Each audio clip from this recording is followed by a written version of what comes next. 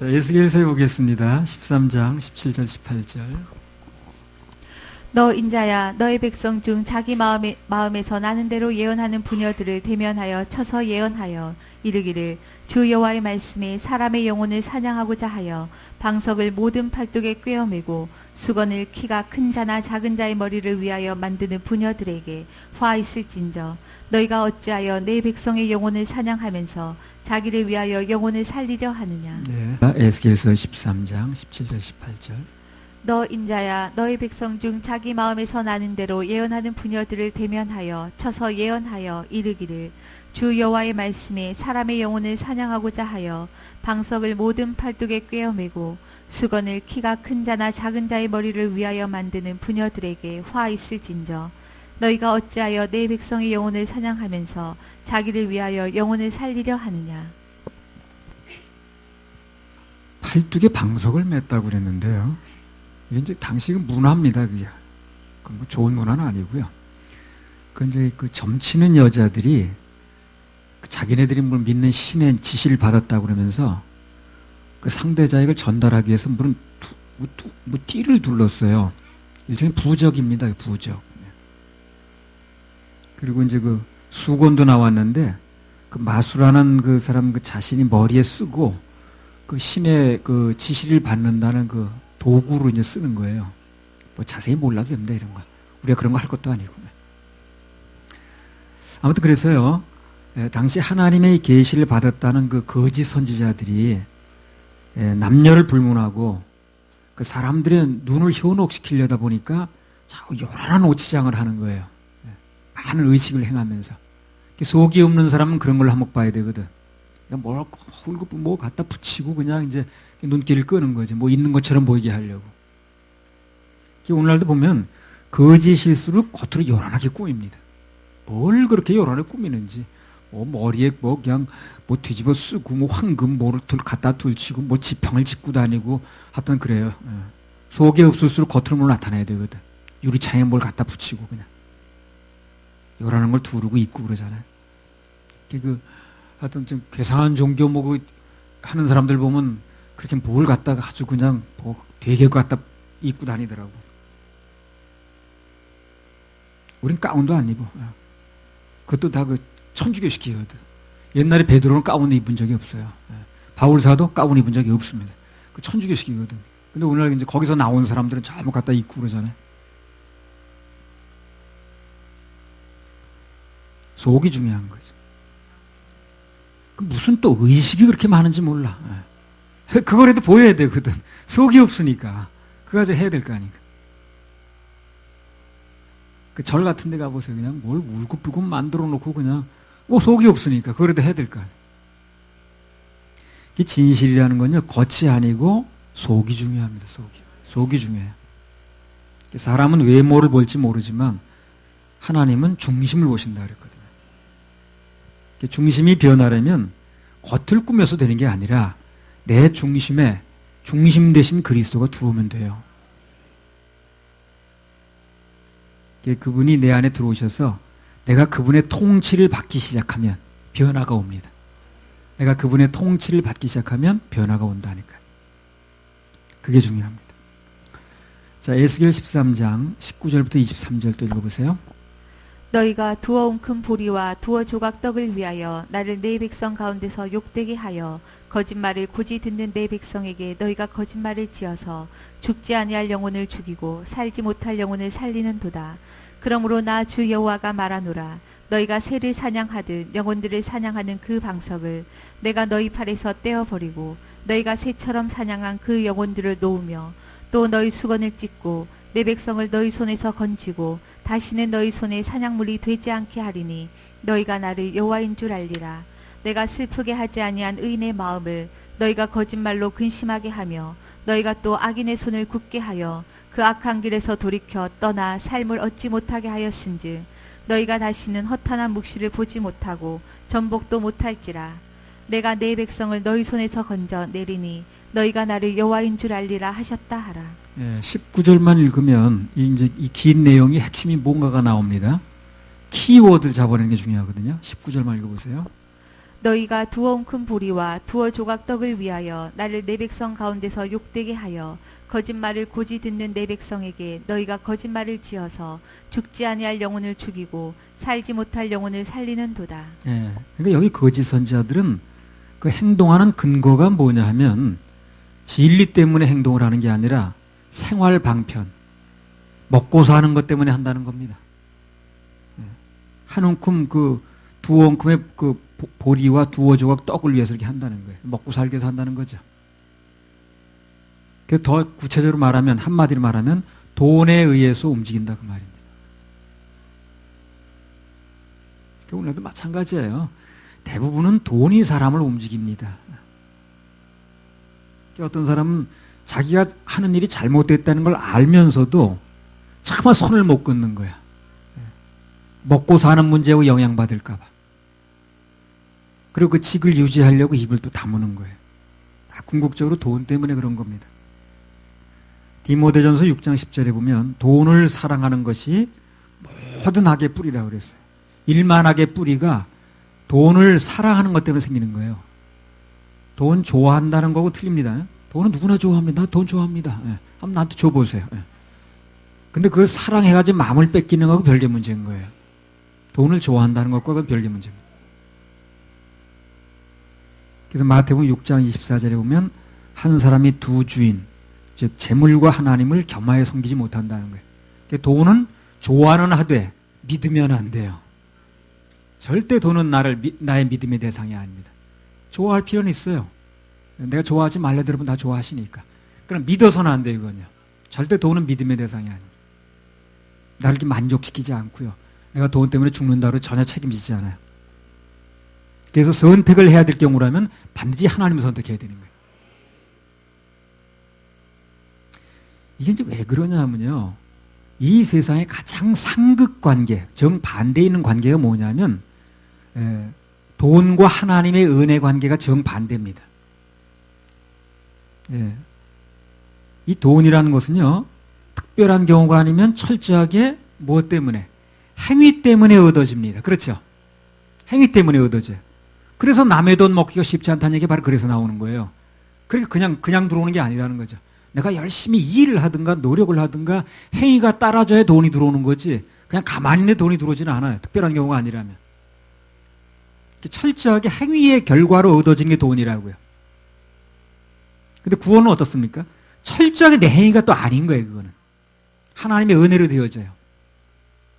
돈과 하나님의 은혜는 정반대의 원리에 있습니다. 그렇기 때문에 돈을 사랑하는 사람은 하나님의 은혜를 받기가 쉽다 어렵다? 어렵습니다. 원리 자체가 틀려요. 하나님의 은혜는 그분의 은혜로 그냥 행위 없이 받아지는 거고 돈은 절대적으로 행위 없이 되어지지 않는 거예요. 그러니까 정반대 개념이기 때문에 돈을 사랑하고 거기에 빠진 사람은 하나님의 은혜를 받기가 쉽지가 않아요. 원리 자체가 달라요. 그러다 보니까 하나님의 은혜를 받기가 쉽지 않다 보니까 구원은 철저하게 하나님의 은혜로 되어지는 건데 그 구원 이해하기가 또 어려운 거야. 그걸 어떻게 그냥 준다는 거야. 그래 그 말이 실감나게 들리질 않는 거야. 겉도는 거죠. 그래서 마태복음 19장 24절에 보면 부자가 하늘나라에 들어가기가 낙타가 바늘기로 들어가는 것보다 어렵다는 거예요. 그래서 그 생각을 바꾸기가 그렇게 어려운 거예요. 그게. 그래서 이제 이게 어려서부터 얘기 들으면 생각 자체가 그렇게 형성이 됐기 때문에 어려움을 겪지 않는 거죠. 근데 어른이 됐다라든가 나이 들어서 이런 얘기를 들으면 그런 생활이 익숙하지 않기 때문에 너무 어려운 거예요. 이런 얘기가. 당연한 얘기인데 이게. 그러니까 야 그거 되게 어렵네. 이상하네. 이렇게 나가는 거예요. 이상할 게 아무것도 없습니다. 불찰은 뭡니까? 어려서부터 이런 얘기 듣지 않았다는 게 불찰인 거예요. 그게 불행인 거예요. 그리고 이제 애들부터 이런 얘기 들은 거 참 감사한 거죠. 행복한 겁니다. 그 부모가 아이들에게 너무 좋은 거 해주는 거예요. 아무튼 그래서 철저하게 인간의 행위 때문에 얻어지는 게 돈이기 때문에 하나님의 은혜를 체험하려면 그 물질 우상을 우선 깨야 돼요. 물질 우상을 깨는 가장 효과적인 방법이 뭡니까? 심는 겁니다. 심어야 되는 거예요. 그래 깨지는 거예요. 그러면 심으면 물질도 또 주세요. 주셔야 심는 거 아니겠어요? 심으면 심을 것을 주십니다. 그 얘기가 내 얘기가 아니고요. 고린도 후서 9장 10절 한번 읽어보세요. 심으면 심을 거 주십니다. 심는 사람은 보면 늘 심더라고. 받는 사람은 늘 받으려고만 그러고. 고린도 후서 9장 10절. 심는 자에게 씨와 먹을 양식을 주시는 이가 너희 심을 것을 주사 풍성하게 하시고 너희 의의 열매를 더하게 하시리니. 네. 너희 심을 것을 주사 풍성하게 하시고 그러잖아요. 네. 자, 그러면 하나님께서 우리 인생들에게 그 물질의 어려움을 겪게 하는 또 이유가 있거든요. 물질의 어려움을 겪는 분들이 있죠. 뭐 누구나 한번 겪어보는 겁니다. 나도 물질의 어려움을 많이 겪었으니까. 나 개인 때문에 물질의 어려움을 겪은 건 없어요. 근데 이 집회하면서 단체를 운영하려다 보니까 물질의 어려움을 많이 겪었어요. 나 개인 때문에 물질의 어려움은 거의 겪은 적이 없어요. 또 겪지 않게 그냥 뭐 이렇게 했으니까. 그래서 물질의 어려움을 겪게 하는 경우가 있는데 그 이유가 이제 있는 거거든요. 그 이유가 뭐냐면 하나님의 은혜로 사는 법을 깨닫게 하려고 그래요. 물질의 어려움을 겪게 되면 이제 은혜로 사는 법을 터득하게 됩니다. 한마디로 말하면 돈 중독을 씻어내는 과정이라고 보면 됩니다. 돈의 어려움을 왜 겪게 하시는가? 돈 중독을 씻어내는 거예요, 그게. 그래서 돈이 있든 없든 형편이 좋든 나쁘든 무조건 감사하면 그럼 어느 정도 중독이 씻어진 거예요, 그게. 중독이 씻어진 거예요. 그래서 나중에 정말 내가 없던 있던 관계없이 그거에 관계없이 주님께 감사할 수 있으면 그 농도가 짙어지면 이제 중독이 많이 씻어진 거예요. 그러면 돈이 이제 또 공급이 됩니다. 아니 내가 살아보니까 그렇더라고.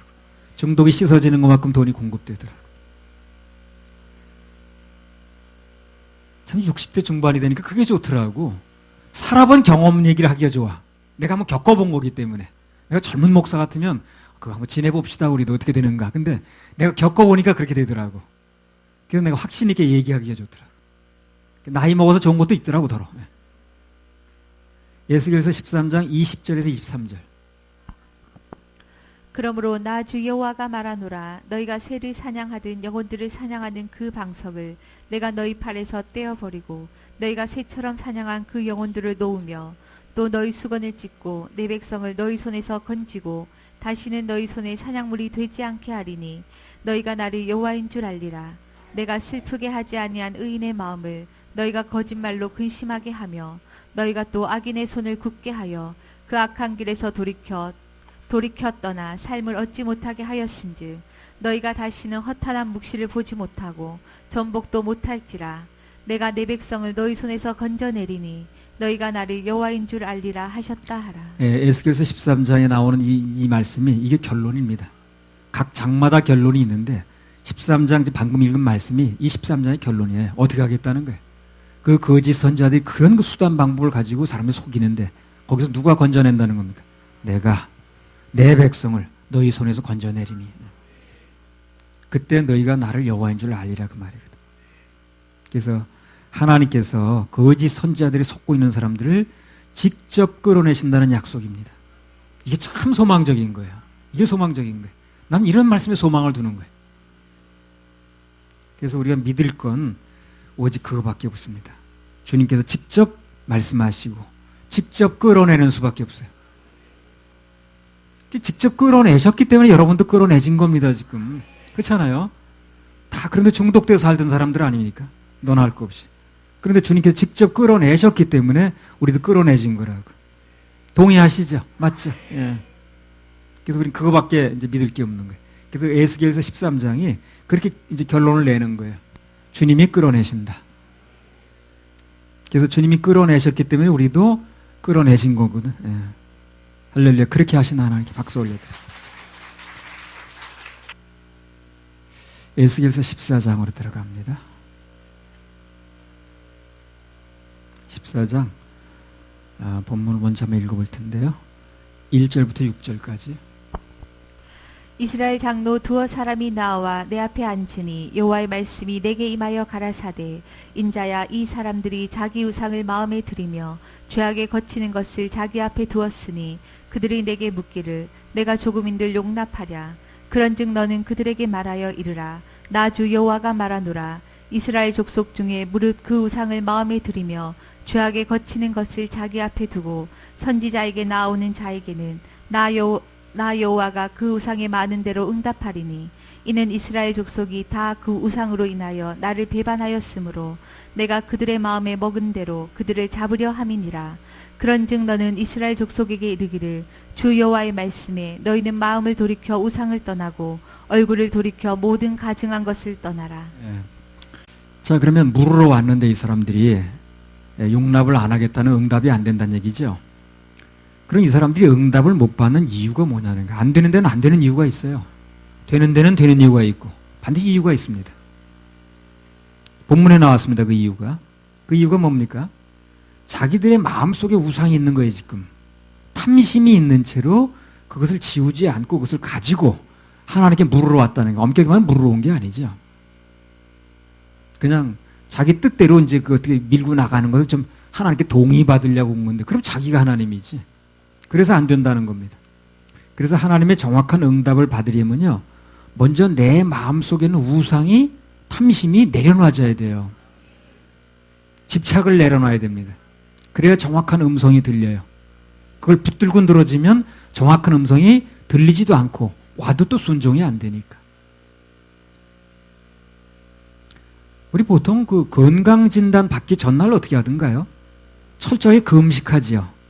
물도 마시지 말라고 그러잖아요. 그게 밥 굶는 데 목적이 있는 게 아니에요. 그게 비워내야 정확한 수치가 나오는 거예요. 속이 비워져야, 그래야 정확한 몸 상태와 수치를 알 수 있거든. 그래서 비우는 겁니다. 그게 굶는 자체의 목적이 있는 게 아니고. 그래서 내가 생각과 마음과 집착이 비워져야 주님의 정확한 음성이 들린다는 거죠. 똑같아요. 똑같습니다. 그래서 하나님의 정확한 응답을 받으려면, 감동을 받으려면 내 마음의 집착, 탐심, 그런 걸 다 내려놔야 돼요. 그러면 하나님의 음성이 잘 들립니다. 정확하게 들려와요. 비워진 상태에서 말씀을 기다리면 어떤 경로를 통해서든지 말씀이 들리게 되어 있습니다. 특히 마음을 내려놓고 예배에 참석하면요, 그 시간에 반드시 하나님의 음성이 맞춤복으로 들려요. 마음을 내려놓고 들으면. 이 시간도 마찬가지. 마음만 내려놓고 어떤 말씀이든 내가 듣겠다는 자세로 들으면, 그러면 꼭 맞는 말씀이 내게 들리게 되어 있습니다.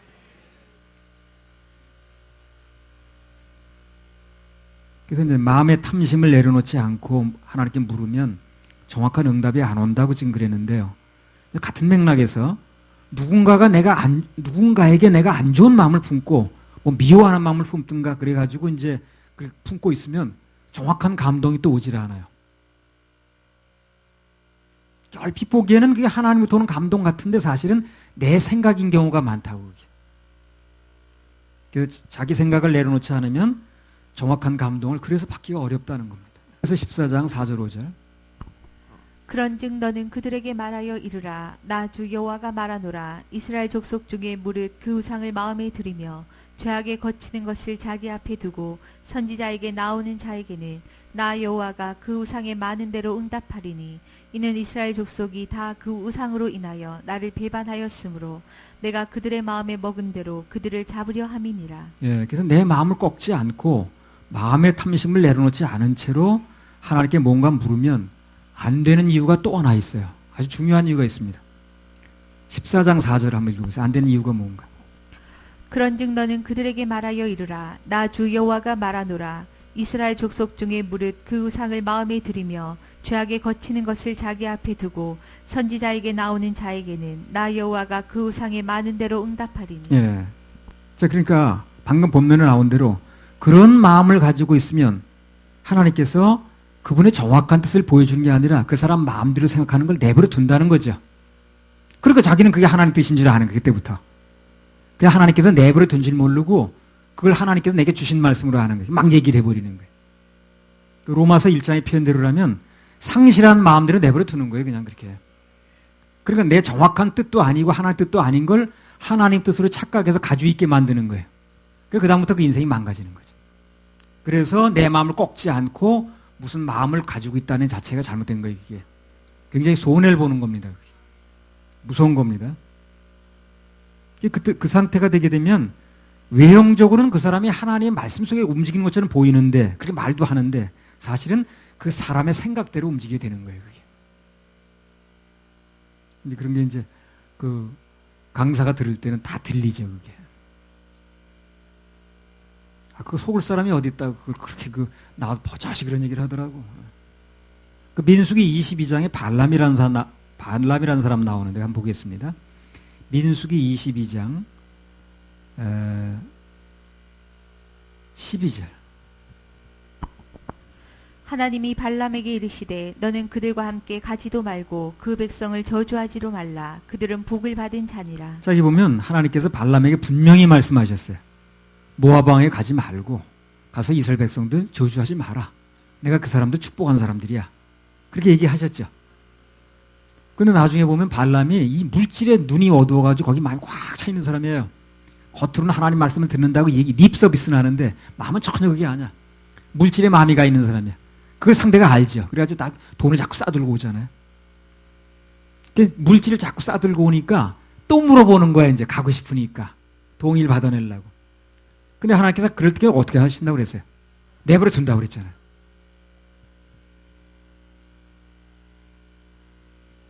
(22장 20절에) 보세요. 또 물어보니까 밤에 하나님이 발람에게 임하여 이르시되 그 사람들이 너를 부르러 왔거든. 일어나 함께 가라. 그러나 내가 내게 이르는 말만 준행할지니라. 가지 말라고 한 말씀이 이게 정확한 건데 돈을 눈에 보더니 또 물어보는 거예요. 가겠다는 마음이거든 그게. 그럼 하나님께서 어떻게 해요? 가지 마 그러지 않죠. 가 그러면 네가 이렇게 원하면. 그 가는 길이 멸망의 일이었다니까. 이걸 우리가 무서워할 줄 알아야 돼요. 내 뜻대로 인용해 준다고 좋은 게 아니야 그게. 내가 자꾸 고집을 부리면 하나님께서 그걸 마음대로 해 그냥. 하나님 마음이 변한 게 아닙니다. 그가 그렇게 고집을 하니까 상실한 마음대로 내버려 둔다는 거예요 그냥. 그게 무섭다는 거죠. 그 마음에 탐심을 품고 다시 물어보니까 계속 고집을 부리니까 그 상실한 마음대로 내버려 두는 거예요. 한마디로 그 검사하기 전날 야식을 잔뜩 먹고 가는 거 똑같은 거예요. 그 정확한 수치가 안 나오는 거지. 발람이 자기 딴에는 하나님이 가라고 그랬어 라고 허락받고 갔다고 생각했는지 모르지만 허락이 아니야 그거 사실상. 발람은 그렇게 생각했을 겁니다. 하나님 가라고 그랬어 라고 갔지만 된 일 아무것도 없어요 그 뒤로. 발람은 그때부터 하나님 뜻이 아니고 자기 뜻 때문에 자기 욕심 때문에 움직이는 게 되는 거라 그게. 그러니까 자기 생각을 내려놓고 하나님께 나가는 게 굉장히 중요하죠. 굉장히 중요합니다. 자기 욕심을 못 내려놓고 집착하는 마음으로 탐심 가지고 그렇게 움직이기 시작하면 발람처럼 자기 뜻도 못 이루고 결국은 망하게 됩니다. 민수기 24장 10절에 11절. 늘 우리 마음이 뭐가 중요하냐면요. 그냥 비워놓으세요. 뭐 힘줄 것도 없어요. 하나님이 나한테 그렇게 말씀하시면 난 한다. 오라 그러면 오는 거고 가라 그러면 가는 거고 서라 그러면 선다. 인생을 가지고 사는 게 굉장히 안전한 겁니다. 그게. 민수기 24장 10절에 11절. 발락이 발람에게 노하여 손뼉을 치며 발람에게 말하되 내가 그대를 부른 것은 내 원수를 저주하라 함이오늘 그대가 이같이 3번 그들을 축복하였도다. 그러므로 그대는 이제 그대의 곳으로 달려가라. 내가 그대를 높여 심히 존귀케 하기로 뜻하였더니 여호와가 그대를 막아 존귀치 못하게 하셨도다. 예, 그러니까 하나님 막아서 결국 그 사람이 존귀해지는 거, 뭐 얻는 거 다 막으셨죠. 안 됐습니다, 결국. 하나님 뜻을 어기고 가본들 되는 일이 없어요. 하나님을 상대로 이길 수 있나? 처음부터 안 되는 일입니다, 그거. 그러니까 거기 속지도 마시고 미련 갖지 마세요. 안 된다고 성경에 나왔습니다. 전과의 답이 나왔는데 왜 오답을 쓰나? 그죠? 전과의 답이 나왔잖아요, 지금. 그런데 왜 오답을 굳이 쓰냐고. 나는 뭐 성경 보니까 답이 나왔더라고. 그렇게 하면 어떻게 된다고. 그래 답이 나왔는데 왜 정답이 나왔는데 오답을 들고 그러냐니까. 그 웃기는 거 아닌가? 민수기 31장 8절. 그 죽인 자 외에 미디안의 5왕을 죽였으니 미디안의 왕들은 에위와 레겜과 수르와 후르와 레바이며 또 부올의 아들 발람을 칼로 죽였더라. 이렇게 허무하게 죽을 수가 없어요. 그냥 칼을 맞아 죽어버렸어. 자기 뜻도 못 피우고. 앉아서 모든 걸 다 본다고 하던 사람이 글쎄 이렇게 허먹여 죽었습니다. 지금까지 한 얘기가 바로 이제 14장 4절 말씀이에요. 그게 다시 읽어보세요. 14장 4절 에스겔. 그런즉 너는 그들에게 말하여 이르라. 나 주 여호와가 말하노라. 이스라엘 족속 중에 무릇 그 우상을 마음에 들이며 죄악에 거치는 것을 자기 앞에 두고 선지자에게 나오는 자에게는 나 여호와가 그 우상에 많은 대로 응답하리니. 그래서 그 마음에 품은 대로 그냥 해버린다는 거죠. 그래서 다시 한번 강조하면 하나님께 물을 때는, 그분의 응답을 기다릴 때는 내 생각을 먼저 내려놓는 게 중요해요. 그리고 마음을 비운 상태에서 묻는 게 중요합니다. 그래야 정확한 내 몸 수치가 나온다 그랬어요. 자기의 마음을 비웠다는 것은 한마디로 말하면 그렇습니다. 내 마음에 안 들어도 아멘 하는 거예요. 그게 마음을 비운 거예요. 내 마음에 안 들어도, 생각이 이해가 안 돼도 그냥 아멘 하는 거예요. 받아들이는 겁니다. 그게 마음을 비운 거예요. 또 지적을 해도 마찬가지예요. 그게 나하고 안 맞을 수 있거든요. 그래도 그냥 받아들이는 거예요. 그게 마음이 비워진 겁니다. 그게 아니고 뭘 잘못하셨습니다, 오해하셨습니다, 그건 마음을 비운 게 아니죠. 내 마음에 안 들어도 주님 말씀이라면, 감동이라면 그냥 아멘 하는 상태, 이제 그게 마음이 비워진 상태입니다. 무조건 아멘, 무조건 아멘, 무조건 아멘입니다. 자, 계속 또 좀 더 보십시다. 에스겔서 14장 6절에서 8절. 그런즉 너는 이스라엘 족속에게 이르기를 주 여호와의 말씀에 너희는 마음을 돌이켜 우상을 떠나고 얼굴을 돌이켜 모든 가증한 것을 떠나라. 이스라엘 족속과 이스라엘 가운데 우거하는 외인 중에 무릇 나를 떠나고 자기 우상을 마음에 들이며 죄악에 거치는 것을 자기 앞에 두고 자기를 위하여 내게 묻고자 하여 선지자에게 나오는 자에게는 나 여호와가 친히 응답하여 그 사람을 대적하여 그들로 놀라움과 감개와 속담거리가 되게 하여 내 백성 가운데서 끊으리니 너희가 나를 여호와인 줄 알리라. 감개란 말이 나왔는데 이 말은 지난날의 잘못을 교훈 삼아 다시는 그런 잘못을 되풀이하지 않도록 하는 것을 이제 감개라고 그럽니다. 그래서 여기 이제 마음의 우상을 가지고 나온 사람들을 하나님께서 책망하시는 장면이 나왔는데요. 우상이라는 게 한마디로 말하면 하나님 없이도 살려는 마음이 우상이에요. 그게 하나님 없이도 살려는 거예요. 돈만 있으면 되는 거지, 권력만 잡으면 되는 거지, 뭐 이런 거. 하나님 없이도 그것만 가지고 있으면 된다는 마음이, 그게 바로 우상이라. 하나님 외에 의뢰하는 게 다 우상이라고 보면 돼요. 하나님 외에 의뢰하는 게 모든 게 다 우상이라고 보면 됩니다. 그리고 특히 하나님께 뭔가 묻고요, 그분의 뜻을 구할 때 가장 중요한 것은 자기 자신을 위해서 묻지 않는 게 참 중요합니다. 물으려면 무엇이 하나님의 영광인가, 또 어떻게 하면 그분의 사명을 이룰 것인가, 그런 걸 물어야 돼요. 그게 하나님 앞에서 올바른 자세라. 하나님께서 원하는 것에 초점을 두면 그런 그분으로부터 정확한 응답을 받을 수가 있습니다. 하나님의 영광을 위해서 물으세요. 나를 위해서 묻지 마시고. 에스겔서 14장 10절 11절. 선지자의 죄악과 그에게 묻는 자의 죄악이 같은즉 각각 자기의 죄악을 담당하리니 이는 이스라엘 족속으로 다시는 미혹하여 나를 떠나지 않게 하며 다시는 모든 범죄함으로 스스로 더럽히지 않게 하여 그들로 내 백성을 삼고 나는 그들의 하나님이 되려 함이니라. 나 주 여호와의 말이니라 하셨다 하라.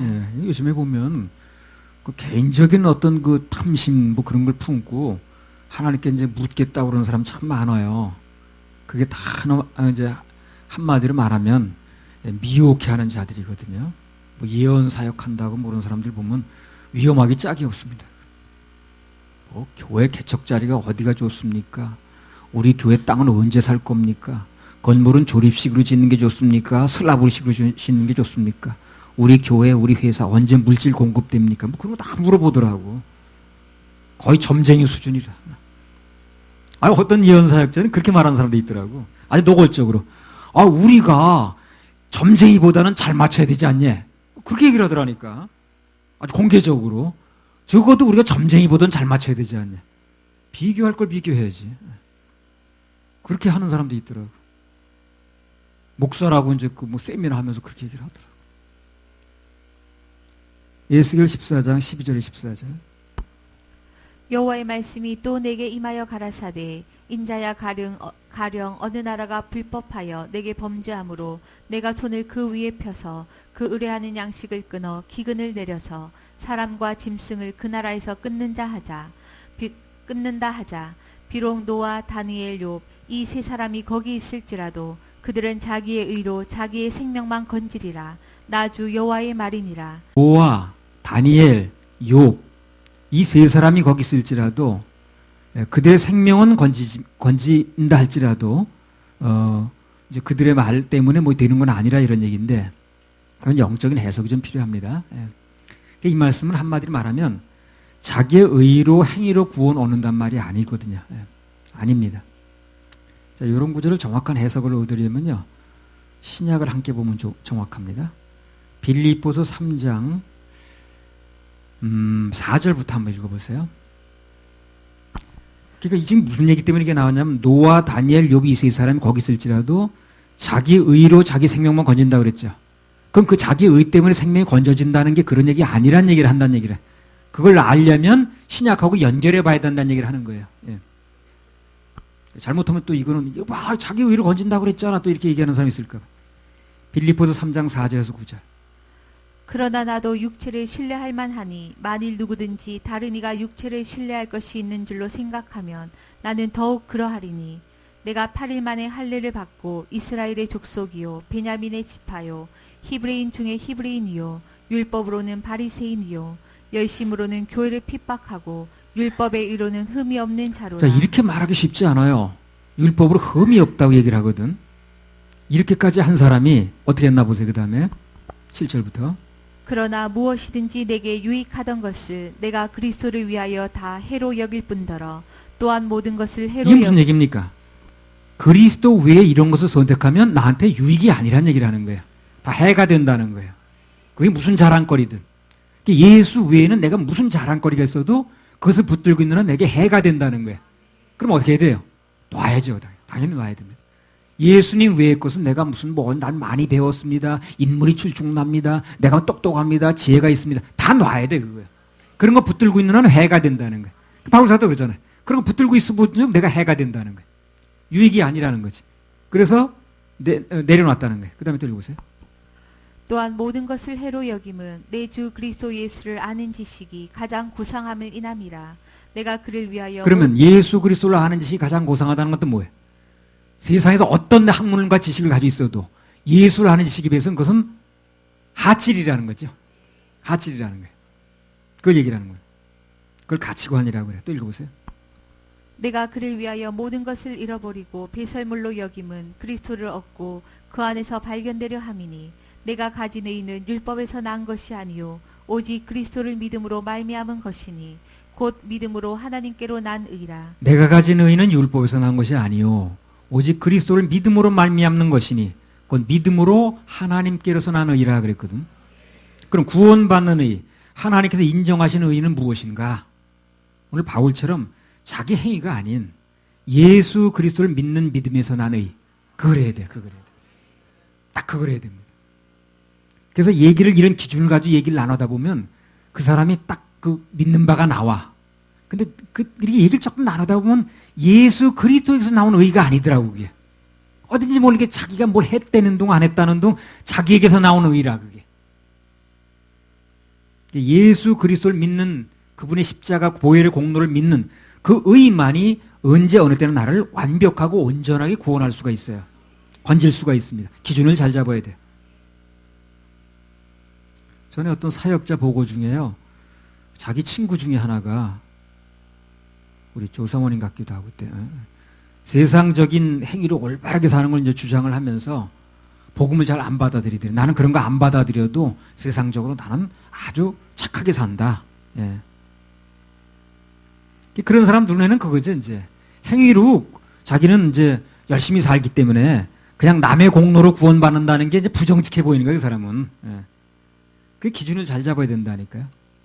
구원은요, 누가 더 정직하냐를 따지는 게 아닙니다. 누가 더 온전한가를 따지는 거예요. 누가 더 정직한가를 따지는 게 아니에요. 누가 더 온전한가를 따집니다. 마태복음 5장 48절. 마태복음 5장 48절. 그러므로 하늘에 계신 너희 아버지의 온전하심과 같이 너희도 온전하라. 구원은 어느 것이 온전인가 그게 중요합니다. 어느 것이 착하냐, 누가 더 뭐 정직하냐 그걸 따지는 게 아니고 누가 더 온전하냐는 거예요. 그래서 온전하신 분, 오직 완전하게 온전하신 분은 예수님밖에 없거든요. 예수를 힘입지 않고는 누구도 온전해질 수가 없어요. 그래서 예수를 믿어야 되는 거예요. 그걸 가지고 기준을 잘못 잡아서 누가 더 정직하냐, 누가 더 좋은 일 많이 했냐, 누가 더 열심히 했냐 이렇게 기준을 잡으니까 정확한 답이 나올 수가 없어요. 한마디로 자기를 믿지 말고 주님 믿으라는 겁니다. 그게 복음의 핵심입니다. 할렐루야. 우리 하나님께 박수 올려드려요. 에스겔서 14장 15절에서 20절 또 읽어보세요.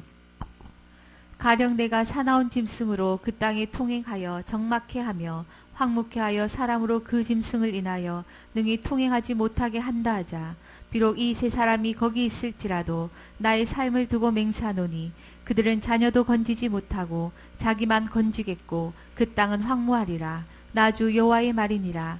가령 내가 칼로 그 땅에 임하게 하고 명하기를 가라 이 땅에 통행하라 하여 사람과 짐승을 거기서 끊는다 하자. 비록 이 세 사람이 거기 있을지라도 나의 삶을 두고 맹세하노니 그들은 자녀도 건지지 못하고 자기만 건지리라. 나 주 여호와의 말이니라. 가령 내가 그 땅에 온역을 내려 죽임으로 내 분을 그 위에 쏟아 사람과 짐승을 거기서 끊는다 하자. 비록 노아 다니엘 욥이 거기 있을지라도 나의 삶을 두고 맹세하노니 그들은 자녀도 건지지 못하고 자기의 의로 자기의 생명만 건지리라. 나 주 여호와의 말이니라 하시니라. 자, 노아 다니엘 욥이 거기 있을지라도 나의 삶을 두고 맹세하노니 그들의 자녀도 건지지 못하고 자기의 의로 자기 생명만 건진다 그랬습니다. 간단히 말하면 그들이 아무리 부탁을 해도 중보기도를 해도 안 된다 그 말이죠. 여기서 우리는 뭘 알 수 있냐면 이 세상에 어떤 사람도 완전한 중보자가 될 수 없다는 겁니다. 안 되는 게 나오니까. 안 되게 나오면 완전한 중보자가 아니잖아. 다 돼야지. 더군다나 이 세상 그 누구도 범죄한 죄인들을 위해서 완벽한 중보는 불가능합니다. 대속의 죽음으로서만 가능하거든요. 그래서 범죄한 죄인들을 위해서 완벽하게 중보할 수 있는 분은 예수밖에 없어요. 그래서 모든 허물을 덮으려면 하나님께서 인정하시는 온전한 중보자를 만나야 됩니다. 디모데전서 2장 5절에 보면 하나님은 한 분이시요 또 하나님과 사람 사이의 중보도 한 분이시니 곧 사람이신 그리스도 예수라. 왜 사람이신 그리스도 예수입니까? 그분이 사람으로 오셨기 때문에 피를 흘려요. 그래 대신 죽을 수가 있는 거예요. 하나님이신 예수는 우리를 대신 죽을 수가 없어요. 그래서 사람이신 예수가 또 중요한 거예요. 그래서 완전한 중보자는 예수 그리스도입니다. 왜 하나님 앞에서 예수님이 완벽한 중보자가 될 수 있느냐 하는 거 생각해 보셨어요? 왜 예수님이 완전한 중보자가 되실 수 있는가? 그분 자신이 하나님이니까 되는 거예요, 그게. 당신이 당신 자신한테 중보하는데 안 될 게 뭐 있어요? 그렇죠? 그래서 완벽하게 되는 거예요, 그게. 서로 다른 인격이면 안 될 수 있어요. 100% 들어줄 수 없죠. 인격이 서로 다른 인격이면 그렇게 100% 들어줄 수 있나? 아무리 부부간이라 할지라도, 부모 자식간이라 할지라도, 그래 100% 들어줄 수는 없거든. 근데 같은 인격이니까. 그래서 예수님이 중보하면 다 되는 거예요, 그래서. 당신 자신에게 중보하는 거예요. 그러니까 내가 나한테 부탁하는데 안 될 게 뭐 있겠어요. 그래서 예수님이 하나님이시기 때문에 되는 겁니다, 그게. 이 세상 누구도 안 되는 거예요. 이 세상 그 누구도 부탁해서 100% 응답을 받아낼 수는 없어요. 그렇죠? 아무리 내가 내 아내를 사랑하고 내 자녀가 사랑스러워도 100% 들어줄 수는 없는 거예요, 그냥. 그 반대도 마찬가지고. 근데 내가 나한테 부탁하는 거 들어줄 수 있거든. 예수님이 하나님이시기 때문에 그분이 중보하는 건 100% 되는 거예요, 그래서. 그래서 예수님께서 하나님이시라는 거, 그걸 아는 게 굉장히 중요합니다. 근데 그것도 팀이에요, 사람들이. 하나님은 하늘에 계시고 예수님은 하나님의 아들 따로 있는 것처럼 하는데 그게 이제 잘못된 생각이에요. 자, 에스겔서 14장 21절에 23절.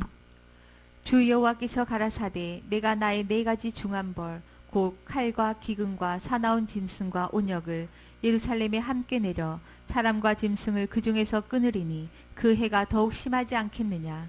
그러나 그 가운데 면하는 자가 남아있어 끌려 나오리니 곧 자녀들이라. 그들이 너희에게로 나오리니 너희가 그 행동과 소위를 보면 내가 예루살렘에 내린 재앙 곧 그 내린 모든 일에 대하여 너희가 위로를 받을 것이라.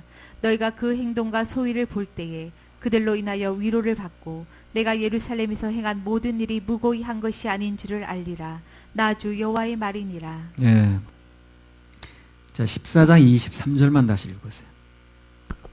너희가 그 행동과 소위를 볼 때에 그들로 인하여 위로를 받고 내가 예루살렘에서 행한 모든 일이 무고히 한 것이 아닌 줄을 알리라. 나 주 여호와의 말이니라. 쭉 하나님의 징계에는 다 이유가 있다는 겁니다. 한마디로 말하면 내가 이 말씀 받을 때 아까 우리 두인이 어려움이 있었다고 그랬죠. 예. 그게 무슨 일인데 그때 뭐 되게 어려움이 있어서 그때 내가 이렇게 말을 해줬어요. 모든 결제는 하나님이 하시는 거니까 맡겨라. 이렇게 문자를 보냈거든. 맡기라고 해서 맡겼는데 그들이 원하지 않는 쪽으로 결제가 났다는 거예요. 나중에 이제 우리 나중에 승리를 통해서 이제 우리 윤사모 얘기를 통해 전에 들으니까 그렇게 얘기가 왔다는 겁니다. 이제 맡기라고 해서 맡겨졌는데 그들이 좀 원하지 않는 쪽으로 결제가 났다는 거예요. 그렇다면 그 결제도 누가 낸 겁니까? 당연히 하나님이 내신 거죠. 그러니까 내가 원하지 않는 쪽으로 결제가 나도 하나님이 허락하신 거라고 봐야지. 그렇죠? 예. 내가 원하는 쪽으로 나야만 하는 결제가 아니라 원하지 않는 쪽으로 나도 하나님 결제라고 봐야 되고. 그렇다면 하나님 결제가 틀림없다면 원망, 불평, 낙심할 게 아니라 왜 하나님께서 그런 결제를 하셨는가? 그 이유를 알아봐야 되겠죠. 그렇죠? 그분이 결제했다고 믿어지면. 그래서 그걸 잘 살펴보니까 나중에 그렇게 결제가 난 원인을 알게 된 거야. 우리 두인이가. 그리고 문제점도 바로 고치게 됐다고. 그래 아주 연락이 왔더라고요. 그래서 오히려 전화위복이 됐습니다.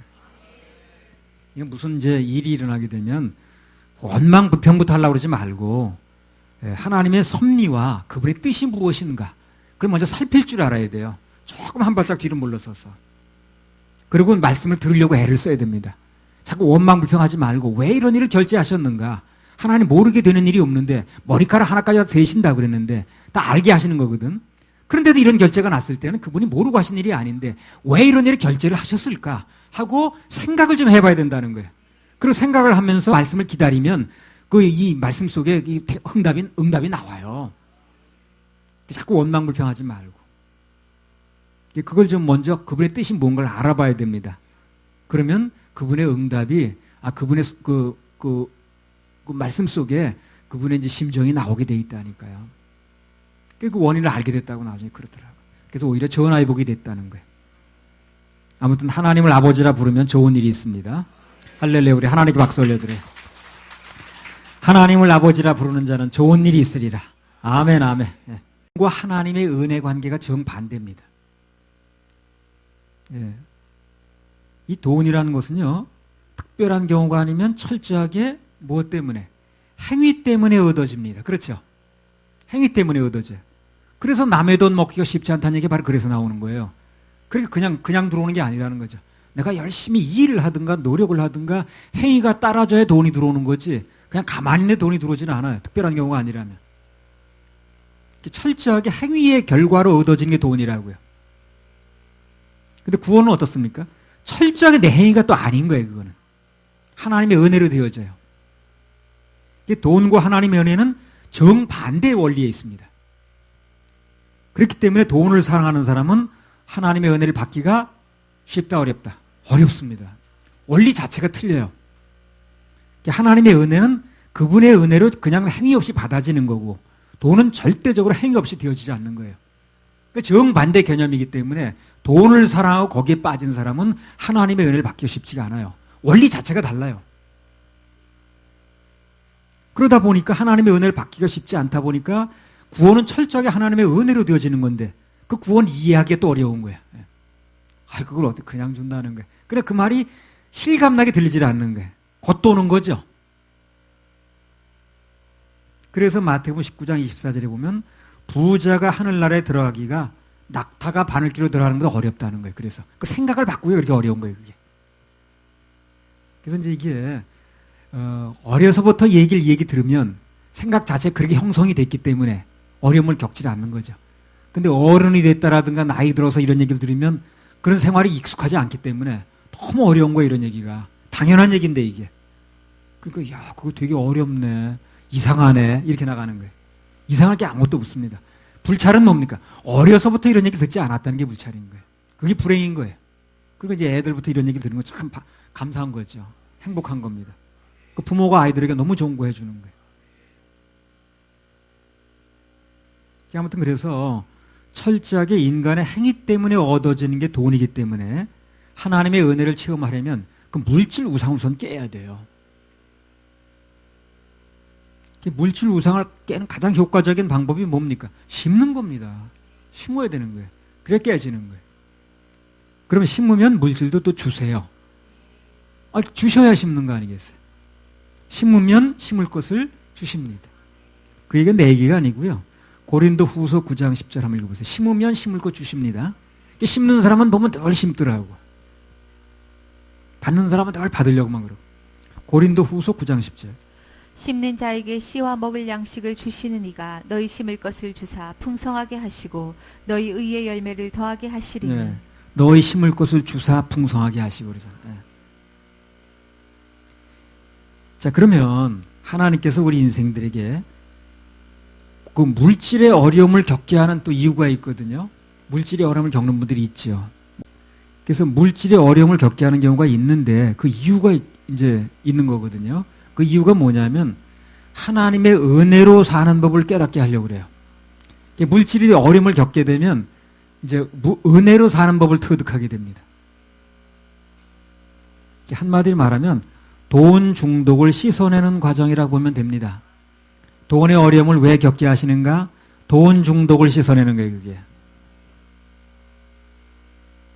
그래서 돈이 있든 없든 형편이 좋든 나쁘든 무조건 감사하면 그럼 어느 정도 중독이 씻어진 거예요, 그게. 중독이 씻어진 거예요. 그래서 나중에 정말 내가 없던 있던 관계없이 그거에 관계없이 주님께 감사할 수 있으면 그 농도가 짙어지면 이제 중독이 많이 씻어진 거예요. 그러면 돈이 이제 또 공급이 됩니다. 아니 내가 살아보니까 그렇더라고. 중독이 씻어지는 것만큼 돈이 공급되더라고. 참 60대 중반이 되니까 그게 좋더라고. 살아본 경험 얘기를 하기가 좋아. 내가 한번 겪어본 거기 때문에. 내가 젊은 목사 같으면 그거 한번 지내봅시다 우리도 어떻게 되는가. 근데 내가 겪어보니까 그렇게 되더라고. 그래서 내가 확신 있게 얘기하기가 좋더라고. 나이 먹어서 좋은 것도 있더라고 더러. 에스겔서 13장 20절에서 23절. 그러므로 나 주 여호와가 말하노라. 너희가 새를 사냥하든 영혼들을 사냥하는 그 방석을 내가 너희 팔에서 떼어버리고 너희가 새처럼 사냥한 그 영혼들을 놓으며 또 너희 수건을 찢고 내 백성을 너희 손에서 건지고 다시는 너희 손에 사냥물이 되지 않게 하리니 너희가 나를 여호와인 줄 알리라. 내가 슬프게 하지 아니한 의인의 마음을 너희가 거짓말로 근심하게 하며 너희가 또 악인의 손을 굳게 하여 그 악한 길에서 돌이켜 떠나 삶을 얻지 못하게 하였은즉 너희가 다시는 허탄한 묵시를 보지 못하고 전복도 못할지라. 내가 내 백성을 너희 손에서 건져내리니 너희가 나를 여호와인 줄 알리라 하셨다 하라. 에스겔서 13장에 나오는 이 말씀이 이게 결론입니다. 각 장마다 결론이 있는데 13장 방금 읽은 말씀이 이 13장의 결론이에요. 어떻게 하겠다는 거예요. 그 거짓 선지자들이 그런 그 수단 방법을 가지고 사람을 속이는데 거기서 누가 건져낸다는 겁니까? 내가 내 백성을 너희 손에서 건져내리니 그때 너희가 나를 여호와인 줄 알리라 그 말이거든. 그래서 하나님께서 거짓 선지자들이 속고 있는 사람들을 직접 끌어내신다는 약속입니다. 이게 참 소망적인 거예요. 이게 소망적인 거예요. 난 이런 말씀에 소망을 두는 거예요. 그래서 우리가 믿을 건 오직 그거밖에 없습니다. 주님께서 직접 말씀하시고 직접 끌어내는 수밖에 없어요. 직접 끌어내셨기 때문에 여러분도 끌어내진 겁니다, 지금. 그렇잖아요? 다 그런데 중독돼서 살던 사람들 아닙니까? 너나 할 거 없이. 그런데 주님께서 직접 끌어내셨기 때문에 우리도 끌어내진 거라고. 동의하시죠? 맞죠? 예. 그래서 우리는 그거밖에 이제 믿을 게 없는 거예요. 그래서 에스겔서 13장이 그렇게 이제 결론을 내는 거예요. 주님이 끌어내신다. 그래서 주님이 끌어내셨기 때문에 우리도 끌어내신 거거든. 예. 할렐루야. 그렇게 하신 하나님께 박수 올려드려요. 에스겔서 14장으로 들어갑니다. 14장 본문을 먼저 한번 읽어볼 텐데요. 1절부터 6절까지. 이스라엘 장로 두어 사람이 나와 내 앞에 앉으니 여호와의 말씀이 내게 임하여 가라사대 인자야 이 사람들이 자기 우상을 마음에 들이며 죄악에 거치는 것을 자기 앞에 두었으니 그들이 내게 묻기를 내가 조금인들 용납하랴. 그런즉 너는 그들에게 말하여 이르라. 나 주 여호와가 말하노라. 이스라엘 족속 중에 무릇 그 우상을 마음에 들이며 죄악에 거치는 것을 자기 앞에 두고 선지자에게 나오는 자에게는 나 여호와가 그 우상에 많은 대로 응답하리니 이는 이스라엘 족속이 다 그 우상으로 인하여 나를 배반하였으므로 내가 그들의 마음에 먹은 대로 그들을 잡으려 함이니라. 그런즉 너는 이스라엘 족속에게 이르기를 주 여호와의 말씀에 너희는 마음을 돌이켜 우상을 떠나고 얼굴을 돌이켜 모든 가증한 것을 떠나라. 예. 자, 그러면 물으러 왔는데 이 사람들이 용납을 안 하겠다는 응답이 안 된다는 얘기죠. 그럼 이 사람들이 응답을 못 받는 이유가 뭐냐는 거예요. 안 되는 데는 안 되는 이유가 있어요. 되는 데는 되는 이유가 있고 반드시 이유가 있습니다. 본문에 나왔습니다. 그 이유가. 그 이유가 뭡니까? 자기들의 마음속에 우상이 있는 거예요. 지금 탐심이 있는 채로 그것을 지우지 않고 그것을 가지고 하나님께 물으러 왔다는 거. 엄격히 말하면 물으러 온 게 아니죠. 그냥 자기 뜻대로 이제 그 어떻게 밀고 나가는 것을 좀 하나님께 동의받으려고 온 건데 그럼 자기가 하나님이지. 그래서 안 된다는 겁니다. 그래서 하나님의 정확한 응답을 받으려면요. 먼저 내 마음속에는 우상이 탐심이 내려놔져야 돼요. 집착을 내려놔야 됩니다. 그래야 정확한 음성이 들려요. 그걸 붙들고 늘어지면 정확한 음성이 들리지도 않고 와도 또 순종이 안 되니까. 우리 보통 그 건강진단 받기 전날 어떻게 하던가요? 철저히 금식하지요. 물도 마시지 말라고 그러잖아요. 그게 밥 굶는 데 목적이 있는 게 아니에요. 그게 비워내야 정확한 수치가 나오는 거예요. 속이 비워져야 그래야 정확한 몸 상태와 수치를 알 수 있거든. 그래서 비우는 겁니다. 그게. 굶는 자체의 목적이 있는 게 아니고.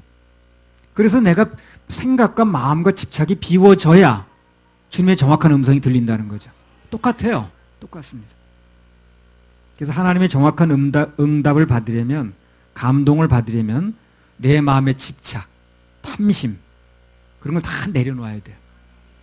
그러면 하나님의 음성이 잘 들립니다. 정확하게 들려와요.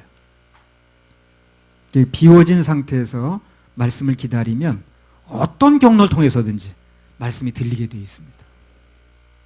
특히 마음을 내려놓고 예배에 참석하면요, 그 시간에 반드시 하나님의 음성이 맞춤복으로 들려요. 마음을 내려놓고 들으면. 이 시간도 마찬가지. 마음만 내려놓고 어떤 말씀이든 내가 듣겠다는 자세로 들으면, 그러면 꼭 맞는 말씀이 내게 들리게 되어 있습니다.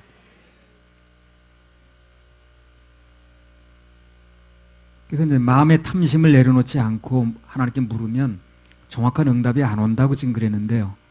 같은 맥락에서 누군가에게 내가 안 좋은 마음을 품고 뭐 미워하는 마음을 품든가 그래가지고 이제 품고 있으면 정확한 감동이 또 오질 않아요.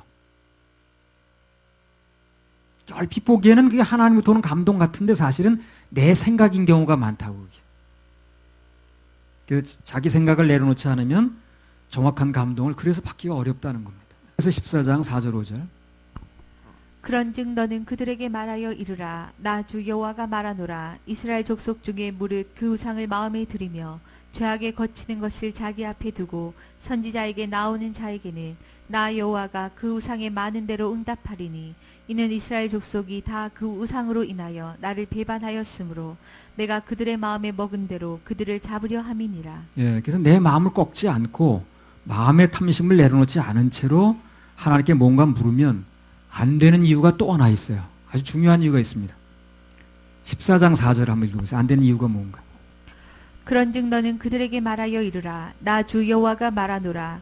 이스라엘 족속 중에 무릇 그 우상을 마음에 들이며 죄악에 거치는 것을 자기 앞에 두고 선지자에게 나오는 자에게는 나 여호와가 그 우상에 많은 대로 응답하리니. 예. 자, 그러니까 방금 본문에 나온 대로 그런 마음을 가지고 있으면 하나님께서 그분의 정확한 뜻을 보여주는 게 아니라 그 사람 마음대로 생각하는 걸 내버려 둔다는 거죠. 그러니까 자기는 그게 하나님 뜻인 줄 아는 거예요, 그때부터. 그냥 하나님께서 내버려 둔 줄 모르고 그걸 하나님께서 내게 주신 말씀으로 하는 거예요. 막 얘기를 해버리는 거예요.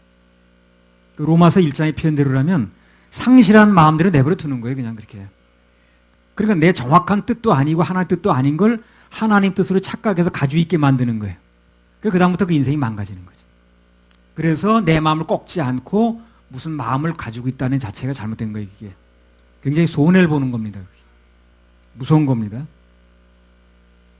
그 상태가 되게 되면 외형적으로는 그 사람이 하나님의 말씀 속에 움직이는 것처럼 보이는데, 그렇게 말도 하는데, 사실은 그 사람의 생각대로 움직이게 되는 거예요, 그게.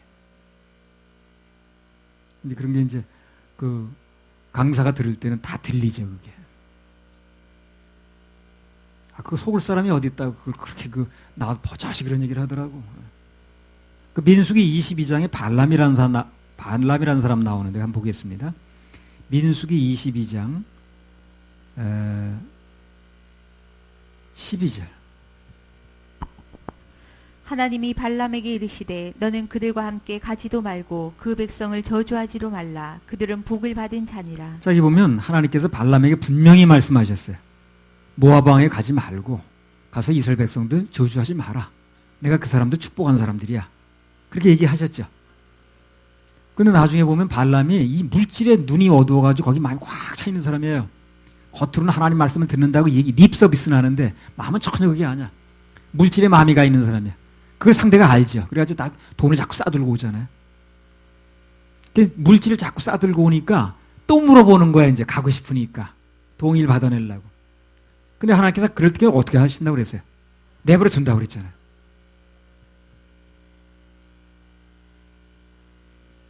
(22장 20절에) 보세요. 또 물어보니까 밤에 하나님이 발람에게 임하여 이르시되 그 사람들이 너를 부르러 왔거든. 일어나 함께 가라. 그러나 내가 내게 이르는 말만 준행할지니라. 가지 말라고 한 말씀이 이게 정확한 건데 돈을 눈에 보더니 또 물어보는 거예요. 가겠다는 마음이거든 그게. 그럼 하나님께서 어떻게 해요? 가지 마 그러지 않죠. 가 그러면 네가 이렇게 원하면. 그 가는 길이 멸망의 일이었다니까. 이걸 우리가 무서워할 줄 알아야 돼요. 내 뜻대로 인용해 준다고 좋은 게 아니야 그게. 내가 자꾸 고집을 부리면 하나님께서 그걸 마음대로 해 그냥. 하나님 마음이 변한 게 아닙니다. 그가 그렇게 고집을 하니까 상실한 마음대로 내버려 둔다는 거예요 그냥. 그게 무섭다는 거죠. 그 마음에 탐심을 품고 다시 물어보니까 계속 고집을 부리니까 그 상실한 마음대로 내버려 두는 거예요. 한마디로 그 검사하기 전날 야식을 잔뜩 먹고 가는 거 똑같은 거예요. 그 정확한 수치가 안 나오는 거지. 발람이 자기 딴에는 하나님이 가라고 그랬어 라고 허락받고 갔다고 생각했는지 모르지만 허락이 아니야 그거 사실상. 발람은 그렇게 생각했을 겁니다. 하나님 가라고 그랬어 라고 갔지만 된 일이 아무것도 없어요 그 뒤로. 발람은 그때부터 하나님 뜻이 아니고 자기 뜻 때문에 자기 욕심 때문에 움직이는 게 되는 거라. 그게. 그러니까 자기 생각을 내려놓고 하나님께 나가는 게 굉장히 중요하죠. 굉장히 중요합니다. 자기 욕심을 못 내려놓고 집착하는 마음으로 탐심 가지고 그렇게 움직이기 시작하면 발람처럼 자기 뜻도 못 이루고 결국은 망하게 됩니다. 민수기 24장 10절에 11절. 늘 우리 마음이 뭐가 중요하냐면요. 그냥 비워놓으세요. 뭐 힘줄 것도 없어요. 하나님이 나한테 그렇게 말씀하시면 난 한다. 오라 그러면 오는 거고 가라 그러면 가는 거고 서라 그러면 선다. 인생을 가지고 사는 게 굉장히 안전한 겁니다. 그게. 민수기 24장 10절에 11절. 발락이 발람에게 노하여 손뼉을 치며 발람에게 말하되 내가 그대를 부른 것은 내 원수를 저주하라 함이오늘 그대가 이같이 3번 그들을 축복하였도다. 그러므로 그대는 이제 그대의 곳으로 달려가라. 내가 그대를 높여 심히 존귀케 하기로 뜻하였더니 여호와가 그대를 막아 존귀치 못하게 하셨도다. 예, 그러니까 하나님 막아서 결국 그 사람이 존귀해지는 거, 뭐 얻는 거 다 막으셨죠. 안 됐습니다 결국. 하나님 뜻을 어기고 가본들 되는 일이 없어요. 하나님을 상대로 이길 수 있나? 처음부터 안 되는 일입니다, 그거. 그러니까 거기 속지도 마시고 미련 갖지 마세요. 안 된다고 성경에 나왔습니다. 전과의 답이 나왔는데 왜 오답을 쓰나? 그죠? 전과의 답이 나왔잖아요, 지금. 그런데 왜 오답을 굳이 쓰냐고. 나는 뭐 성경 보니까 답이 나왔더라고. 그렇게 하면 어떻게 된다고. 그래, 답이 나왔는데 왜 정답이 나왔는데 오답을 들고 그러냐니까. 그거 웃기는 거 아닌가? 민수기 31장 8절. 그 죽인 자 외에 미디안의 5왕을 죽였으니 미디안의 왕들은 에위와 레겜과 수르와 후르와 레바이며 또 부올의 아들 발람을 칼로 죽였더라. 이렇게 허무하게 죽을 수가 없어요. 그냥 칼을 맞아 죽어버렸어요. 자기 뜻도 못 피우고. 앉아서 모든 걸 다 본다고 하던 사람이 글쎄요. 이렇게 허무하게 죽었습니다. 지금까지 한 얘기가 바로 이제 14장 4절 말씀이에요. 그게. 예. 다시 읽어보세요. 14장 4절. 에스겔. 그런즉 너는 그들에게 말하여 이르라. 나 주 여호와가 말하노라. 이스라엘 족속 중에 무릇 그 우상을 마음에 들이며 죄악에 거치는 것을 자기 앞에 두고 선지자에게 나오는 자에게는 나 여호와가 그 우상에 많은 대로 응답하리니. 예, 그래서 그 마음에 품은 대로 그냥 해버린다는 거죠. 그래서 다시 한번 강조하면 하나님께 물을 때는, 그분의 응답을 기다릴 때는 내 생각을 먼저 내려놓는 게 중요해요. 그리고 마음을 비운 상태에서 묻는 게 중요합니다.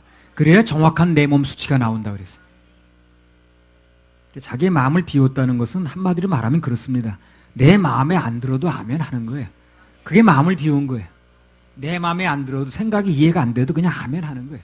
받아들이는 겁니다. 그게 마음을 비운 거예요. 또 지적을 해도 마찬가지예요. 그게 나하고 안 맞을 수 있거든요.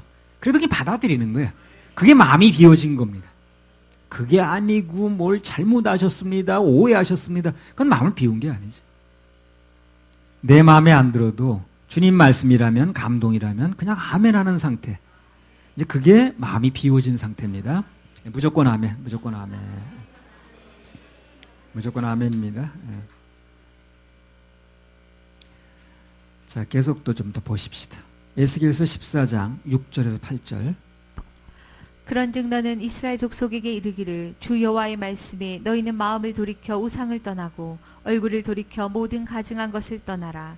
이스라엘 족속과 이스라엘 가운데 우거하는 외인 중에 무릇 나를 떠나고 자기 우상을 마음에 들이며 죄악에 거치는 것을 자기 앞에 두고 자기를 위하여 내게 묻고자 하여 선지자에게 나오는 자에게는 나 여호와가 친히 응답하여 그 사람을 대적하여 그들로 놀라움과 감개와 속담거리가 되게 하여 내 백성 가운데서 끊으리니 너희가 나를 여호와인 줄 알리라. 감개란 말이 나왔는데 이 말은 지난날의 잘못을 교훈 삼아 다시는 그런 잘못을 되풀이하지 않도록 하는 것을 이제 감개라고 그럽니다.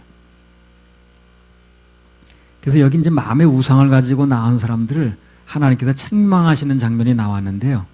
우상이라는 게 한마디로 말하면 하나님 없이도 살려는 마음이 우상이에요. 그게 하나님 없이도 살려는 거예요. 돈만 있으면 되는 거지, 권력만 잡으면 되는 거지, 뭐 이런 거.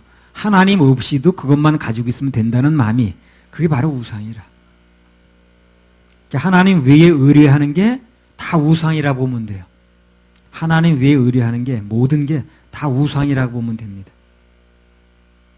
그리고 특히 하나님께 뭔가 묻고요, 그분의 뜻을 구할 때 가장 중요한 것은 자기 자신을 위해서 묻지 않는 게 참 중요합니다. 물으려면 무엇이 하나님의 영광인가, 또 어떻게 하면 그분의 사명을 이룰 것인가, 그런 걸 물어야 돼요. 그게 하나님 앞에서 올바른 자세예요. 하나님께서 원하는 것에 초점을 두면 그런 그분으로부터 정확한 응답을 받을 수가 있습니다. 하나님의 영광을 위해서 물으세요. 나를 위해서 묻지 마시고.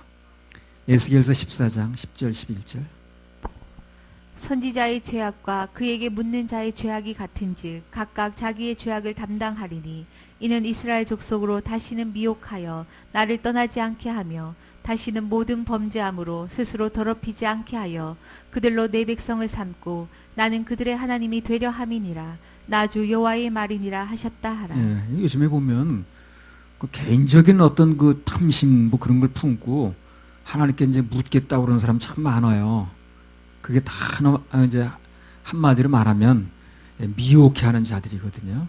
뭐 예언 사역한다고 모르는 사람들 보면 위험하기 짝이 없습니다. 교회 개척 자리가 어디가 좋습니까? 우리 교회 땅은 언제 살 겁니까? 건물은 조립식으로 짓는 게 좋습니까? 슬라브식으로 짓는 게 좋습니까? 우리 교회, 우리 회사 언제 물질 공급됩니까? 뭐 그런 거 다 물어보더라고. 거의 점쟁이 수준이라. 아니, 어떤 예언 사역자는 그렇게 말하는 사람도 있더라고. 아주 노골적으로. 우리가 점쟁이보다는 잘 맞춰야 되지 않냐? 그렇게 얘기를 하더라니까. 아주 공개적으로. 적어도 우리가 점쟁이보다는 잘 맞춰야 되지 않냐? 비교할 걸 비교해야지. 그렇게 하는 사람도 있더라고. 목사라고 이제 세미나 하면서 그렇게 얘기를 하더라고. 에스겔 14장 12절에 14절. 여호와의 말씀이 또 내게 임하여 가라사대 인자야 가령 어느 나라가 불법하여 내게 범죄하므로 내가 손을 그 위에 펴서 그 의뢰하는 양식을 끊어 기근을 내려서 사람과 짐승을 그 나라에서 끊는다 하자. 비록 노아 다니엘 욥 이 세 사람이 거기 있을지라도 그들은 자기의 의로 자기의 생명만 건지리라. 나 주 여호와의 말이니라. 노아, 다니엘, 욥 이 세 사람이 거기 있을지라도 그들의 생명은 건진다 할지라도 이제 그들의 말 때문에 뭐 되는 건 아니라 이런 얘기인데 그런 영적인 해석이 좀 필요합니다. 이 말씀은 한마디로 말하면 자기의 의로 행위로 구원 얻는단 말이 아니거든요. 아닙니다. 자, 이런 구절을 정확한 해석을 얻으려면요 신약을 함께 보면 정확합니다.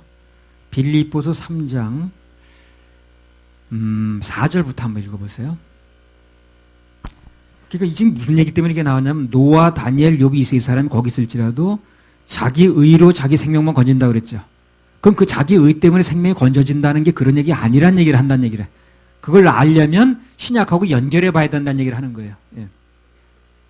잘못하면 또 이거는 자기 의로 건진다고 그랬잖아 또 이렇게 얘기하는 사람이 있을까. 빌립보서 3장 4절에서 9절. 그러나 나도 육체를 신뢰할 만하니 만일 누구든지 다른 이가 육체를 신뢰할 것이 있는 줄로 생각하면 나는 더욱 그러하리니 내가 8일 만에 할례를 받고 이스라엘의 족속이요 베냐민의 지파요 히브리인 중에 히브리인이요 율법으로는 바리새인이요 열심으로는 교회를 핍박하고 율법의 의로는 흠이 없는 자로라. 자, 이렇게 말하기 쉽지 않아요. 율법으로 흠이 없다고 얘기를 하거든. 이렇게까지 한 사람이 어떻게 했나 보세요. 그 다음에 7절부터. 그러나 무엇이든지 내게 유익하던 것을 내가 그리스도를 위하여 다 해로 여길 뿐더러 또한 모든 것을 해로 이게 무슨 얘기입니까? 그리스도 외에 이런 것을 선택하면 나한테 유익이 아니란 얘기를 하는 거예요. 다 해가 된다는 거예요. 그게 무슨 자랑거리든. 예수 외에는 내가 무슨 자랑거리가 있어도 그것을 붙들고 있는 한 내게 해가 된다는 거예요. 그럼 어떻게 해야 돼요? 놔야죠. 당연히 놔야 됩니다. 예수님 외의 것은 내가 난 많이 배웠습니다. 인물이 출중납니다. 내가 똑똑합니다. 지혜가 있습니다. 다 놔야 돼, 그거예요. 그런 거 붙들고 있는 한 해가 된다는 거예요. 바울사도 그러잖아요. 그런 거 붙들고 있으면 내가 해가 된다는 거예요. 유익이 아니라는 거지. 그래서 내려놨다는 거예요. 그 다음에 또 읽어보세요. 또한 모든 것을 해로 여김은 내 주 그리스도 예수를 아는 지식이 가장 고상함을 인함이라. 내가 그를 위하여 그러면 예수 그리스도를 아는 지식이 가장 고상하다는 것도 뭐예요?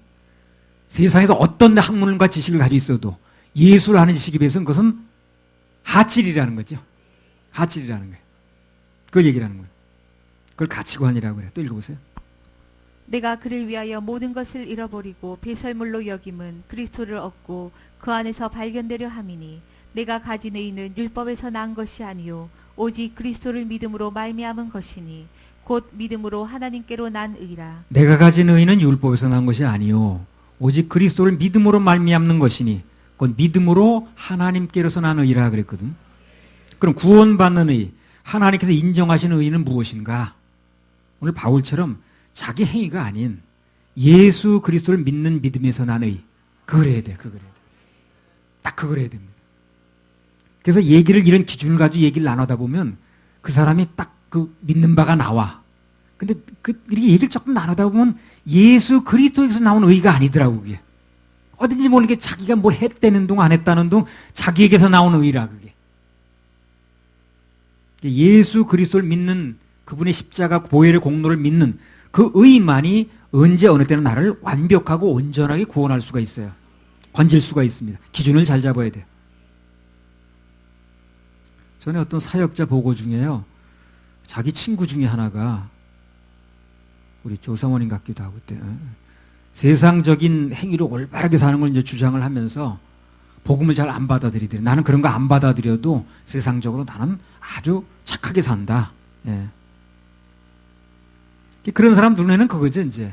행위로 자기는 이제 열심히 살기 때문에 그냥 남의 공로로 구원받는다는 게 이제 부정직해 보이는 거예요, 그 사람은. 예. 그 기준을 잘 잡아야 된다니까요. 구원은요, 누가 더 정직하냐를 따지는 게 아닙니다. 누가 더 온전한가를 따지는 거예요. 누가 더 정직한가를 따지는 게 아니에요. 누가 더 온전한 걸 따집니다. 마태복음 5장 48절. 마태복음 5장 48절.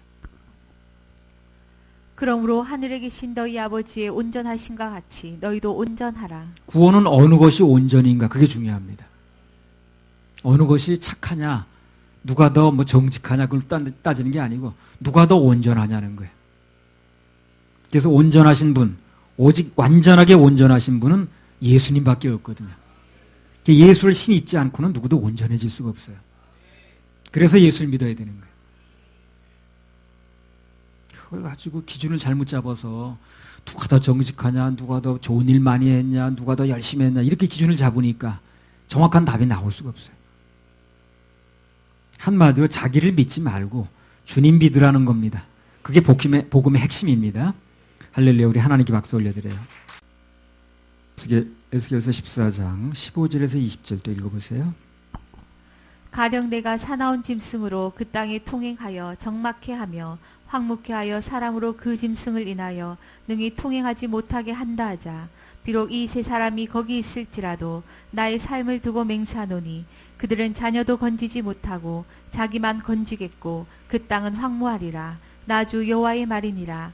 가령 내가 칼로 그 땅에 임하게 하고 명하기를 가라 이 땅에 통행하라 하여 사람과 짐승을 거기서 끊는다 하자. 비록 이 세 사람이 거기 있을지라도 나의 삶을 두고 맹세하노니 그들은 자녀도 건지지 못하고 자기만 건지리라. 나 주 여호와의 말이니라. 가령 내가 그 땅에 온역을 내려 죽임으로 내 분을 그 위에 쏟아 사람과 짐승을 거기서 끊는다 하자. 비록 노아 다니엘 욥이 거기 있을지라도 나의 삶을 두고 맹세하노니 그들은 자녀도 건지지 못하고 자기의 의로 자기의 생명만 건지리라. 나 주 여호와의 말이니라 하시니라. 자, 노아 다니엘 욥이 거기 있을지라도 나의 삶을 두고 맹세하노니 그들의 자녀도 건지지 못하고 자기의 의로 자기 생명만 건진다 그랬습니다. 간단히 말하면 그들이 아무리 부탁을 해도 중보기도를 해도 안 된다 그 말이죠. 여기서 우리는 뭘 알 수 있냐면 이 세상에 어떤 사람도 완전한 중보자가 될 수 없다는 겁니다. 안 되는 게 나오니까. 안 되게 나오면 완전한 중보자가 아니잖아. 다 돼야지. 더군다나 이 세상 그 누구도 범죄한 죄인들을 위해서 완벽한 중보는 불가능합니다. 대속의 죽음으로서만 가능하거든요. 그래서 범죄한 죄인들을 위해서 완벽하게 중보할 수 있는 분은 예수밖에 없어요. 그래서 모든 허물을 덮으려면 하나님께서 인정하시는 온전한 중보자를 만나야 됩니다. 디모데전서 2장 5절에 보면 하나님은 한 분이시요 또 하나님과 사람 사이의 중보도 한 분이시니 곧 사람이신 그리스도 예수라. 왜 사람이신 그리스도 예수입니까? 그분이 사람으로 오셨기 때문에 피를 흘려요. 그래 대신 죽을 수가 있는 거예요. 하나님이신 예수는 우리를 대신 죽을 수가 없어요. 그래서 사람이신 예수가 또 중요한 거예요. 그래서 완전한 중보자는 예수 그리스도입니다. 왜 하나님 앞에서 예수님이 완벽한 중보자가 될 수 있느냐 하는 거 생각해 보셨어요? 왜 예수님이 완전한 중보자가 되실 수 있는가? 그분 자신이 하나님이니까 되는 거예요, 그게. 당신이 당신 자신한테 중보하는데 안 될 게 뭐 있어요? 그렇죠? 그래서 완벽하게 되는 거예요, 그게. 서로 다른 인격이면 안 될 수 있어요. 100% 들어줄 수 없죠.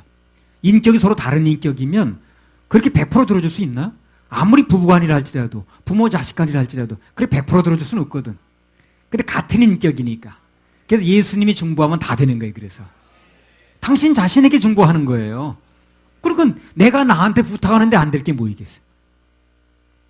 그래서 예수님이 하나님이시기 때문에 되는 겁니다. 그게. 이 세상 누구도 안 되는 거예요. 이생 그 누구도 부탁해서 100% 응답을 받아낼 수는 없어요. 그렇죠? 아무리 내가 내 아내를 사랑하고 내 자녀가 사랑스러워도 100% 들을 수는 없는 거예요, 그건요. 그 반대도 마찬가지고. 근데 내가 나한테 부탁하는 거 들어줄 수 있거든. 예수님이 하나님이시기 때문에 그분이 중보하는 건 100% 되는 거예요, 그래서 예수님께서 하나님이시라는 거, 그걸 아는 게 굉장히 중요합니다. 근데 그것도 팀이에요, 사람들이. 뭐 하나님은 하늘에 계시고 예수님은 뭐 어디 뭐 하나님의 아들 뭐 따로 있는 것처럼 하는데 그게 이제 잘못된 생각이에요. 자, 에스겔서 14장 21절에 23절. 주 여호와께서 가라사대 내가 나의 네 가지 중한 벌 곧 칼과 기근과 사나운 짐승과 온역을 예루살렘에 함께 내려 사람과 짐승을 그 중에서 끊으리니 그 해가 더욱 심하지 않겠느냐. 그러나 그 가운데 면하는 자가 남아있어 끌려 나오리니 곧 자녀들이라. 그들이 너희에게로 나오리니 너희가 그 행동과 소위를 보면 내가 예루살렘에 내린 재앙 곧 그 내린 모든 일에 대하여 너희가 위로를 받을 것이라. 너희가 그 행동과 소위를 볼 때에 그들로 인하여 위로를 받고 내가 예루살렘에서 행한 모든 일이 무고히 한 것이 아닌 줄을 알리라. 나 주 여호와의 말이니라. 예. 자, 14장 23절만 다시 읽으세요. 너희가 그 행동과 소위를 볼 때에 그들로 인하여 위로를 받고 내가 예루살렘에서 행한 모든 일이 무고히 한 것이 아닌 줄을 알리라. 나 주 여호와의 말이니라. 쭉 하나님의 징계에는 다 이유가 있다는 겁니다. 한마디로 말하면 내가 이 말씀 받을 때 아까 우리 두인이 어려움이 있었다고 그랬죠. 예. 무슨 일인데 그때 뭐 되게 어려움이 있어서 그때 내가 이렇게 말을 해줬어요. 모든 결제는 하나님이 하시는 거니까 맡겨라. 이렇게 문자를 보냈거든. 이렇게 맡기라고 해서 맡겼는데 그들이 원하지 않는 쪽으로 결제가 났다는 거예요. 나중에 이제 우리 나중에 승리를 통해서 이제 우리 윤사모 얘기를 통해 전에 들으니까 그렇게 얘기가 왔다는 겁니다. 이제 맡기라고 해서 맡겨졌는데 그들이 좀 원하지 않는 쪽으로 결제가 났다는 거예요. 그렇다면 그 결제도 누가 낸 겁니까? 당연히 하나님이 내신 거죠. 그러니까 내가 원하지 않는 쪽으로 결제가 나도 하나님이 허락하신 거라고 봐야지. 그렇죠? 예. 내가 원하는 쪽으로 나야만 하는 결제가 아니라 원하지 않는 쪽으로 나도 하나님 결제라고 봐야 되고. 그렇다면 하나님 결제가 틀림없다면 원망, 불평, 낙심할 게 아니라 왜 하나님께서 그런 결제를 하셨는가? 그 이유를 알아봐야 되겠죠. 그렇죠? 그분이 결제했다고 믿어지면. 그래서 그걸 잘 살펴보니까 나중에 그렇게 결제가 난 원인을 알게 된 거야. 우리 두인이가. 그리고 문제점도 바로 고치게 됐다고 그런 아주 연락이 왔더라고요. 그래서 오히려 전화위 복이 됐습니다. 이게 무슨 이제 일이 일어나게 되면 원망, 불평부터 하려고 그러지 말고 하나님의 섭리와 그분의 뜻이 무엇인가 그걸 먼저 살필 줄 알아야 돼요. 조금 한 발짝 뒤로 물러서서. 그리고 말씀을 들으려고 애를 써야 됩니다. 자꾸 원망, 불평하지 말고 왜 이런 일을 결제하셨는가. 하나님 모르게 되는 일이 없는데 머리카락 하나까지 되신다고 그랬는데 다 알게 하시는 거거든. 그런데도 이런 결제가 났을 때는 그분이 모르고 하신 일이 아닌데 왜 이런 일을 결제를 하셨을까 하고 생각을 좀 해봐야 된다는 거예요. 그리고 생각을 하면서 말씀을 기다리면 이 말씀 속에 이 응답이 나와요. 자꾸 원망 불평하지 말고. 그걸 좀 먼저 그분의 뜻이 뭔가를 알아봐야 됩니다. 그러면 그분의 응답이 그분의 그 말씀 속에 그분의 이제 심정이 나오게 돼 있다니까요. 그 원인을 알게 됐다고 나중에 그러더라고요. 그래서 오히려 전화위 복이 됐다는 거예요. 아무튼 하나님을 아버지라 부르면 좋은 일이 있습니다. 할렐루야. 우리 하나님께 박수 올려드려요. 하나님을 아버지라 부르는 자는 좋은 일이 있으리라. 아멘, 아멘.